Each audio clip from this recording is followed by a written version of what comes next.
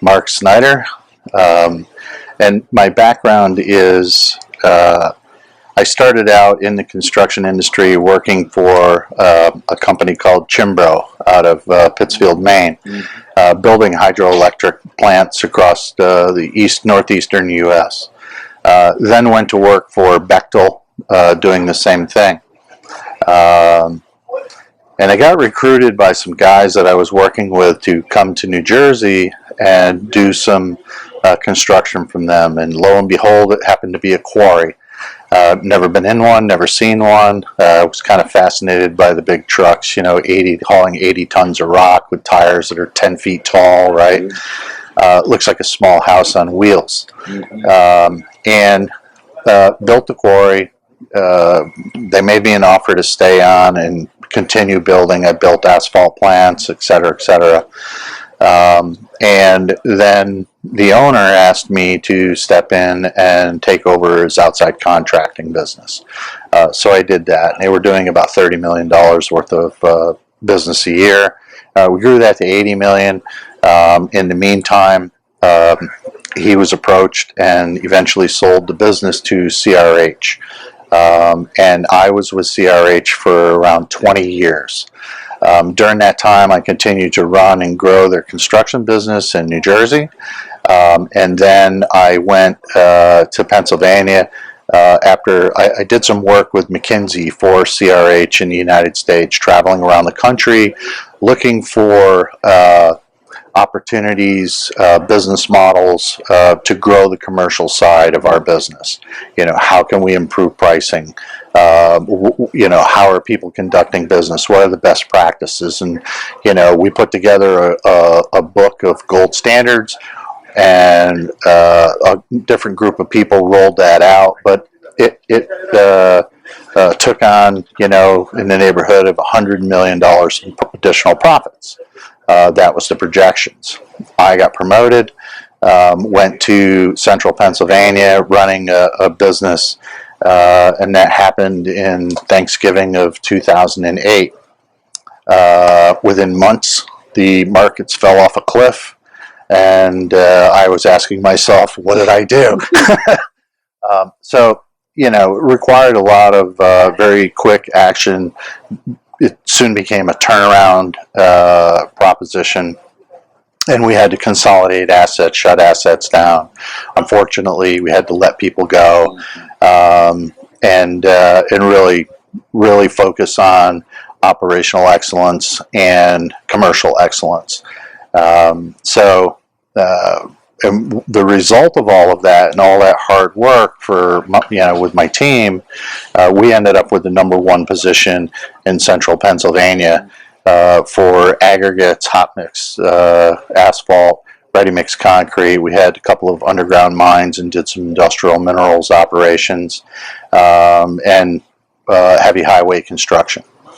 So it was very successful. And we ended up my last 5 years there with CAGRs of double digits across all metrics except sales, which means that we were doing this organically, just really driving the business. So I then got promoted again and took on a larger role out in the state of Texas, $950 million in annual sales. And they'd had some problems. It was contracting, a lot of things I don't want to get into.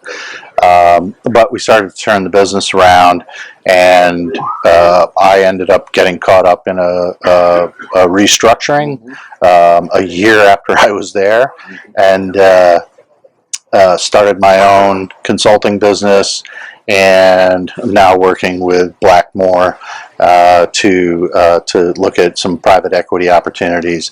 At this point in my career, why work with Blackmore? So, what are the benefits of Blackmore offers execs versus an exec just trying to get into the market or get a job?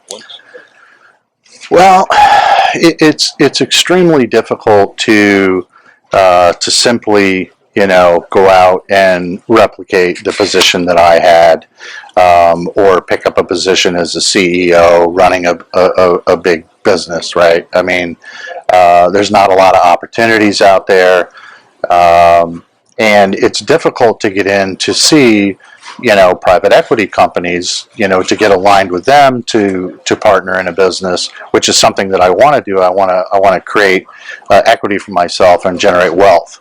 Not interested in another job, actually, at this point in my life. So Blackmore, as it turns out, and I didn't know this when I first started talking to you folks, but I quickly learned that, hey, this is an avenue for me to get better acquainted with the private equity side of our business and get connected with people in private equity, understand the language that they speak, because it's Why a is little that bit important? different. Yeah. So say more how from when you're learning how. I think executives underestimate how important it is to translate things into the private equity world because they have a short attention span. What are you learning about how critical is speaking their language to get interest, if you will? It's very important, because if you say the wrong words, they're like keywords to them, like buzzwords, right? Yes. And they can get very turned off or very turned on by just little things, little nuances, Yes. and you might not even mean what it is they're interpreting. Yes. As so roll up, for example, Yes. right? A lot of guys will, hey, we'll roll up these businesses, and they're looking at that as growth for growth's sake, instead of, hey, we're going to buy a business and improve it. Yes. Right, and then we can bolt on and grow the business, Yes. and continue to improve it, leverage economies of scale, et cetera, et cetera. If you don't say those things and you just say you're going to roll up these businesses, they think you're chasing revenue, which is just not a good thing. No. So it doesn't fall down to the bottom line. No. Yeah, that's right. That's right, Yeah. Mark. Keen. Just makes it harder to manage. Yeah. Yeah. So, and I learned a lot. This is my first conference, and I learned a lot here today about the different styles of these private equity companies. They're all a little bit different. They're all managed a little bit differently. They're all looking for different things. And, hooking up with the right company is as important as getting the money.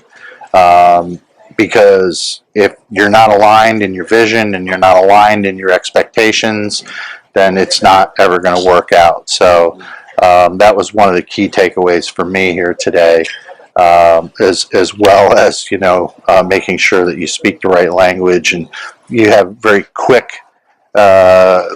You've got that elevator pitch, if you will, and you need to be able to articulate what it is you're passionate about and what you want to get accomplished in a very short period of time. And I'm fairly passionate about this industry, so I have a tendency to ramble on. You heard they love passion.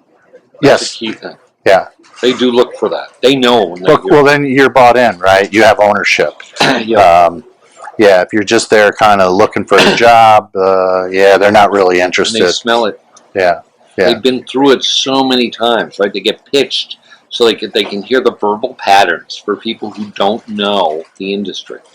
And what other things, what are the best, what would you say to another exec? Why private equity and why the Blackmore Connects Blackmore organization? Is it the real deal? You got to take a leap of faith. Talk about that. So I will say why private equity. It's because there's so much money available out there. They want to spend it, and it's an opportunity for someone who's passionate about their business, whatever business that happens to be, to get funding, become a partner in the business, and actually generate wealth, great wealth for you and your family, because that's what this is all about. Why Blackmore and why that was important? What I found is that you have a very unique system. It's very well thought out. You take everybody through these learning steps, but you expect them to do the work. But putting all that together could be challenging for somebody who does not know what to do, like me. Right? That's not what I do. So it's very much helped me get through things that are, fairly simple at face value, but you have to do them, and it just kind of pushes you along, and you have a very systematic approach to the whole process, which I really liked. And you have a bank of videos and different things to watch. It's just learning, right? Because you're learning something a little bit different. I've never actually had to experience, chasing money for any reason. I worked for large public companies, so it was different, right? So it's been a good experience for me. And yeah, I took a leap of faith, and I was fairly skeptical when I started, I have to tell you, Gerald. Of course, everyone is. And in your last job, you didn't have to pay for anything. No. When it's your own dime, everyone gets skeptical real quick. So, but the more I got involved and the more I saw, what was going on, I did take the leap of faith. I'm now a bronze member. And how many conferences? Bronze plus 3, or what is it? Yeah, I think it's plus 3. Okay. So what do you think the benefits of going to multiple conferences are going to do for you? So I think it's going to get me in front of more private equity people. That's for sure. It also is allowing me to network and listen to the other participants, right? Yeah. And they have a lot to say. And I've learned a lot just here today, just listening to them talk, having general conversation with them, because they're pitching me just like they're pitching the private equity guys, right? So I'm learning from them. And I actually learned that in business school, to learn from the students as much as you learn from the professors, if you will, because they have a lot to offer. How would you describe the participants here? Quality or level, or they're very engaged. They're all high-level people. They're all very bright, and they all have a passion for what they're doing. So there's a lot of very common traits across the group, but they're all very different at the same time. So I'm learning different things from different folks. Great. And it's hey, it's always good to build those relationships and expand your network across the country. And these folks are from all over the country. All over the world, actually. Yeah, so. They are. Yeah, it's been a unique experience. It's been very different. I'm looking forward to the rest of them. I will tell you that what I thought I was walking into was this huge conference room, with a stage, and you're going to be up on your podium speaking. And as it turns out, it's much smaller, more intimate. More intimate, and I like it. This is about as big as it gets. Yeah, and it's comfortable. Yeah. So a lot of people don't do well in those surroundings, right? Yeah. I don't mind them, but I would rather have a smaller group.